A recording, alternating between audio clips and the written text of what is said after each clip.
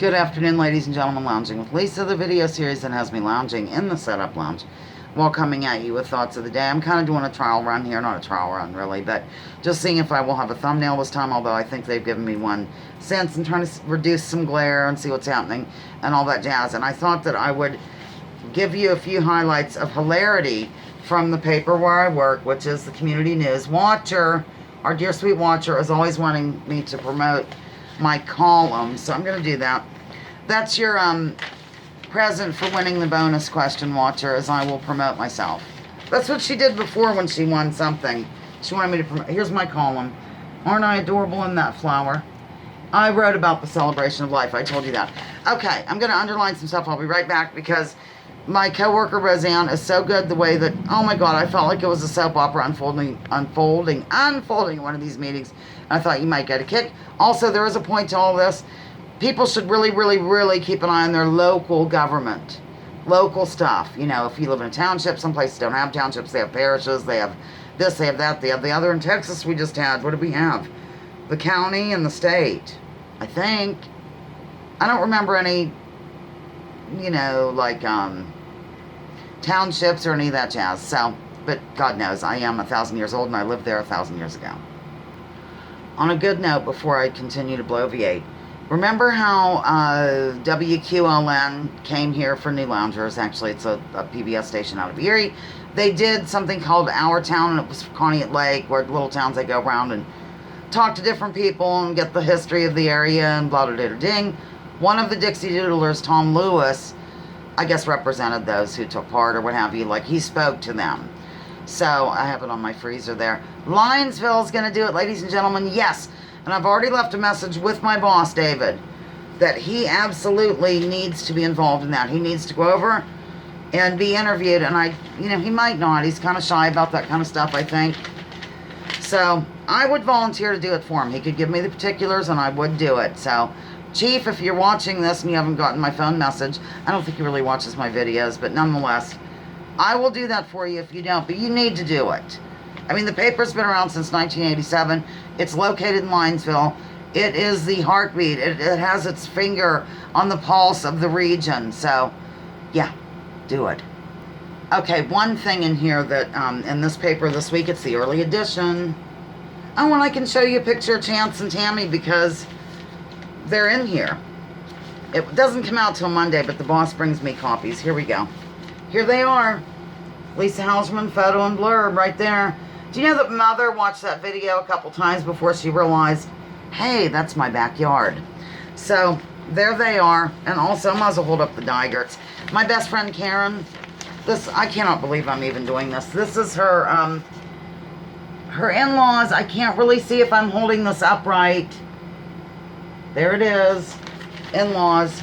Anniversary, 60 years. That's pretty dang good.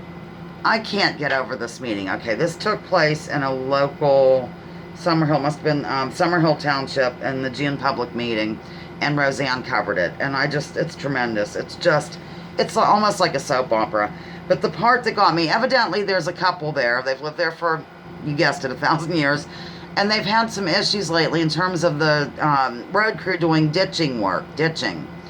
And they've never had issues before until this particular ditcher guy came along, one of the employees who was running the machine. And I just thought this was hilarious. The couple, okay, they reiterated that they are of the opinion that a guy I can't pronounce, I'm going to call him Mr. A, is seeking revenge ditching on them. Revenge ditching. Who ever heard of such a thing? I love it. Revenge ditching. I mean, he's really going to town with the ditching and ruining their plants and doing all this jazz, this Mr. A person. Revenge ditching. Okay, we're only getting started. An ear-splitting shout match ensued with Supervisor A, different supervisor, still stridently venting his opinion at Supervisor Other A, and the two citizens pounding their fists on the board table at the second A. All the while thunderously voicing their displeasure at him about ruining plants and trees. I'm just going to say the name of the one guy who I can pronounce. Agnew forcefully stated that these are not the first citizens to complain about the other guy whose name starts with an A's ditch work and the destruction of trees, roots, and plants. That person criticized Agnew's skills at road work and further criticized who taught him the road work, in this case, former Summit Township supervisor and road crewman, Harry McGrath, who I know Harry McGrath, and he's a wonderful, delightful fellow and probably never did a thing wrong in his life.